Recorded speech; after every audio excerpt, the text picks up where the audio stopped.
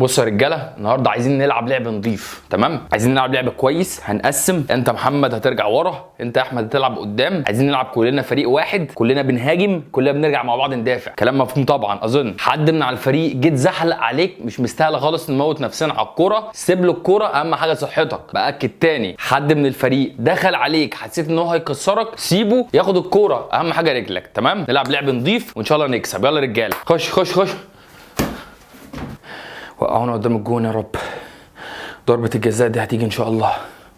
هتيجي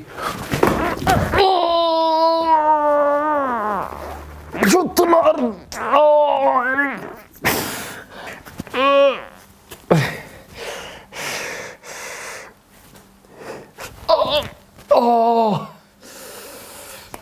لو حصل معاك نفس الموقف اللي احنا شايفينه دلوقتي في الملعب، او حصل مع حد من اصدقائك، لان اكيد وانت بتتفرج عليا في الفيديو دلوقتي لو حصل لك الموضوع دوت، فاحنا عدينا المرحله اللي انا بتكلم عليها. ازاي تعرف اذا كان عندك كسر في اي عظم من عظام الكعب، الكاحل، القدم من تحت ولا لا؟ لان لو في كسر ما ينفعش تبدا تضغط على رجلك ولا تعمل اي حركات ممكن تسبب مشكله زياده. طبعا اكيد انت هتروح للدكتور وهتعمل الاشعه بتاعتك وكله تمام، بس انا عامل الفيديو دوت عشان اطمنك لو انت بتلعب، وكلنا بنلعب كوره مثلا او بنلعب اي رياضات، وممكن كتير ناس بتتخبط او يحصل لها اصابات في الملعب، بس بيبقى السؤال هل يكمل لعب ولا ما يكملش. من اجل هذا عملت الفيديو ده عشان اقول لك لو عندك الاعراض او الحاجات اللي هنقولها في الفيديو ده، فانت احتماليه كبيره ان انت يكون عندك كسر في الكعب. كسر في الكعب او في عظام القدم بشكل عام معناه ان انت اكيد هتطلع ومش هتكمل وتتعافى على نفسك. لو الاختبارات اللي ذكرناها في هذا الفيديو كانت نيجاتيف او كانت سلبيه، ده معناها ان شاء الله اكيد ما عندكش اي كسر في الكعب، ولو قادر تكمل لعبه طبعا بدون الم مفيش مشكله،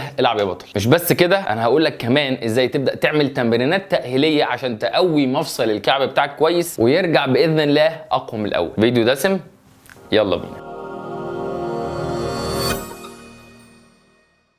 السلام عليكم ورحمه الله وبركاته. ازيكم يا ابطال، عاملين ايه؟ معاكم دكتور حازم طارق، دكتور علاج طبيعي. كلنا اكيد لعبنا كره قدم في مرحله ما في حياتنا، او حتى بنلعب لحد دلوقتي. مش بس كره القدم، بنتكلم كمان على الباسكت بول او كره السله او كره اليد، اي رياضه فيها حركه كتير باستخدام الطرف السفلي. وارد جدا يحصل لك التواء في الكاحل او مشكله في اربطه الكاحل، ودي الاكثر شيوعا الحقيقه. لكن الاصابه لو كانت اقوى شويه ووقعت على العظم بتاعك، ممكن لا قدر الله يحصل كسر في احد عظم القدم. خلينا نتعرف مبدئيا هي عظام القدم اللي ممكن يحصل فيها الكسور اللي بنتكلم عليها. القدم عندي بتتكون من 4 اجزاء، حاجه بنسميها الفور فوت او الجزء الامامي من القدم، بعدين الميد فوت او الجزء الاوسط من القدم، وبعدين الهايند فوت او الجزء الخلفي من القدم اللي بينتهي بكعب الرجل اللي احنا بندوس بيه على الارض. دول اول 3 اجزاء. بعدين بنطلع فوق على مفصل بنسميه السب تيلر جوينت، وبعدين بنطلع فوقيه كمان على مفصل بنسميه الانكل جوينت او مفصل الكعب اللي احنا متعارفين عليه. بعدين بنطلع على جزئين مهمين جدا، عظمه داخليه بنسميها الميديال ماليلس، وعظمه خارجيه بنسميها اللاترال ماليلس. طبعا الاسماء اللي قلتها لكم دي اسماء لاتيني ملهاش ترجمه عربيه واضحه، اعرفها زي ما هي كده بالشبه عشان لما اجي اعمل الاختبارات تبقى فاهم انا بتكلم فيه. لو لا قدر الله اثناء اللعب يحصل لك كسر، هيحصل لك كسر في احد العظام اللي احنا ذكرناها اللي فاتت. النهارده انا جاي اقول لك على 3 اختبارات مجتمعين مع بعض كده، اتعمل عليهم كميه ابحاث مجتمعين لقوا ان هم بنسبه 97%. لو الاختبارات اللي هقول لكم عليها دي سلبيه، يعني عملنا الاختبارات دي بدون الم، فانت اكيد بنسبه 97% ما عندكش اي كسور في اي عظم من عظام الانكل او الكعب او قدم الرجل. طبعا ماذا ان كان احد الاختبارات دي ايجابي او بوزيتيف او حسيت بالم فيه، فانت احتماليه ان يكون عندك كسر تتراوح ما بين 25 ل 50%، ولازم تعمل اكس راي او اشعه عاديه على مفصل الكعب عشان نعرف هل فعلا في كسر ولا لا. دي اول حاجه احنا بنعملها كدكاتره عشان نطمن عليك، عشان لو في كسر لازم نجبس او نعمل جبيره او نثبت لفتره. لو ما فيش كسر والاصابه في الاربطه مش هنثبتك، والاثنين الفرق بينهم كبير جدا. لو تم تثبيتك خطا او تم تشخيصك ان انت عندك كسر وده كان غلط وتم تثبيتك، فانت بتخسر جزء كبير جدا من قدرات المفصل على حاجه بنسميها البروبيوسبشن او الاحساس الداخلي بالمفصل. الاحساس دوت هو اللي بيخليك تقاوم بعد كده ان رجلك تتلوي او تتجزع منك او يحصل لك مشاكل. لكن طبعا لو في بالفعل كسر فلازم نثبت الرجل في كبيره او جبس زي ما الدكتور بتاعك هيقول لك. من غير كلام كتير يلا بينا ناخد اول اختبار هنعمله عشان نعرف فعلا اذا كان عندنا كسر في الانكل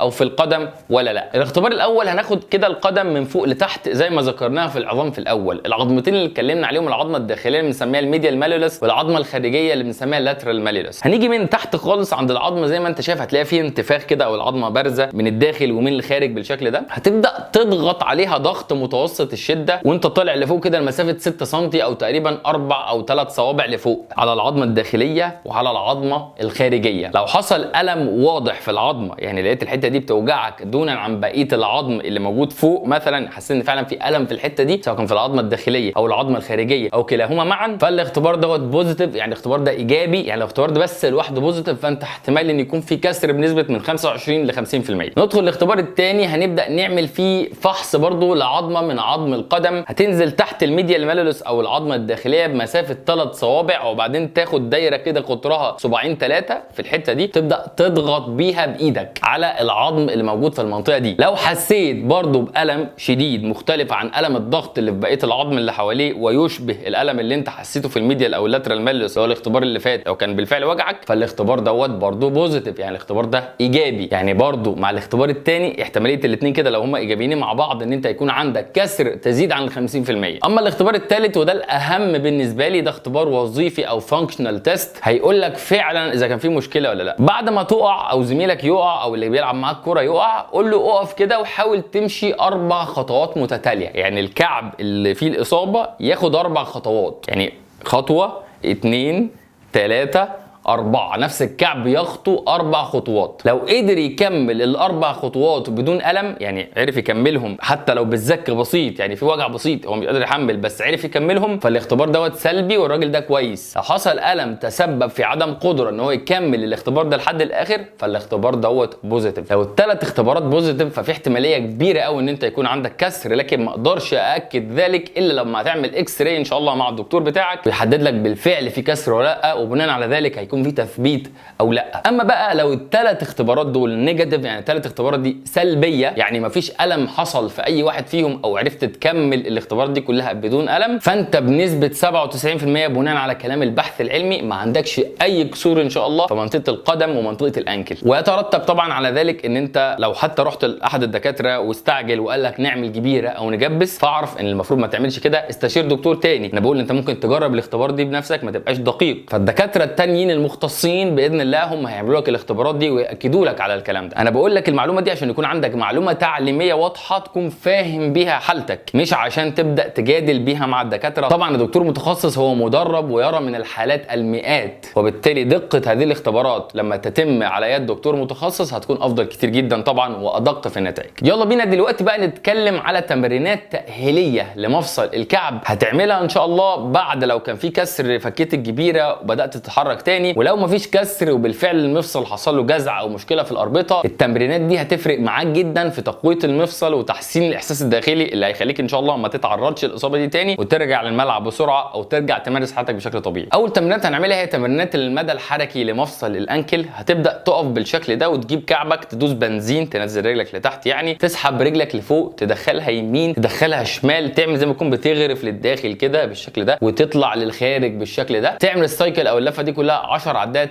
3 مرات يوميا، ودي هدفها تحسين المدى الحركي لمفصل الكعب. اما التمرين الثاني معانا هو تمرين توازن. هتبدا تقف في الاول على رجليك الاثنين بالشكل ده عشان تبدا تتوازن. لو حسيت ان انت بتحمل على رجلك السليمه اكتر، حاول تدريجيا كده تبدا توازن رجلك الاثنين وتحمل على الرجل المصابه زي ما بتحمل على الرجل السليمه. عايزين ناخد الموضوع دوت لدرجه اعلى وانت خلاص بدات فكيت الجبس بقالك فتره او ما عملتش الجبس اصلا بس الالم بدا يقل. هتبدا ترفع رجلك السليمه لفوق وترتكز على رجلك المصابه او اللي كانت مصابه وتحاول تقلل الاهتزازات على قد ما تقدر من غير ما تقع. الجدير بالذكر حاول يكون جنبك كرسي او حاجه وانت لسه بتبدا عشان لا قدر الله فقدت توازنك تلحق نفسك عشان ما يحصلش مشكله. وتحاول تحافظ على هذا الثبات وهذا التوازن 20 30 40 50 لحد 60 ثانيه. لو كملت 60 ثانيه بنجاح ده ياخدنا للخطوه اللي جايه. والحقيقه قبل ما اكلمك في الخطوه اللي جايه، لو انت وصلت معايا في الفيديو لحد الوقت ده فانت بالفعل مهتم بالمحتوى اللي بنقدمه او عندك بالفعل اصابه وعايز علاجها. طبعا احنا في الفيديوهات بنكلم العامه، بنحاول نقدم لكم اختبارات وحاجات تساعدكم للوصول للب المشكله ومن ثم علاجها، لكن في كتير من الحالات للاسف بتحتاج تدخل شخصي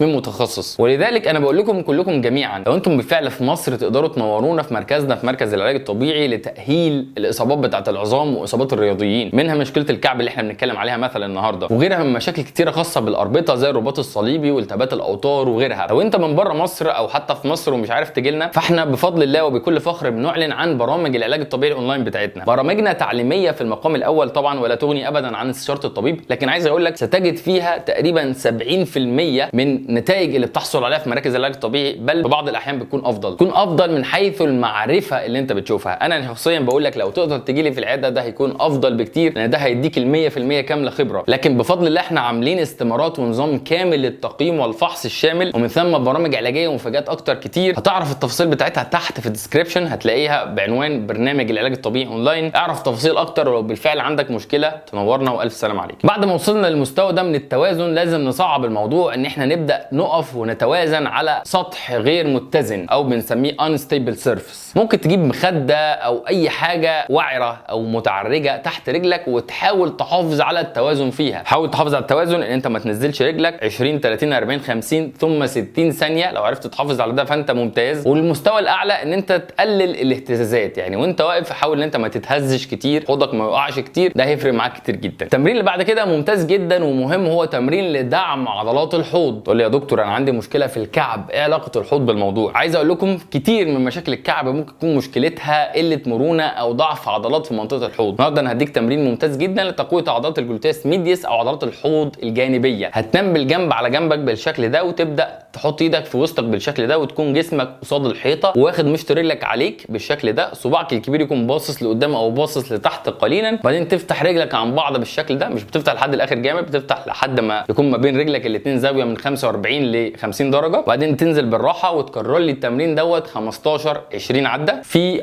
4 مجموعات 3 ايام في الاسبوع. ان شاء الله لو عملت المجموعه دي من التمارين وكنا مشخصين الموضوع صح، طبعا بعد استشاره الطبيب، انت بتساعد نفسك ان انت تتاهل وترجع لمجهودك تاني. لكن عايز اقول مش بعد ما تخلص الحاجات دي والالم ينتهي انت خلاص مستعد تنزل الملعب تاني. لو انت لاعب محترف او لو انت بتلعب كوره كتير، بنحتاج كتير قوي تمرينات بنسميها الاجيليتي وتمرينات السبيد وتمرينات بترجعك للرياضه بتاعتك بشكل امن، ودي بتكون معاها اختبارات ادفانسد اكتر، معقده اكتر، بتتم في مراكز العلاج الطبيعي.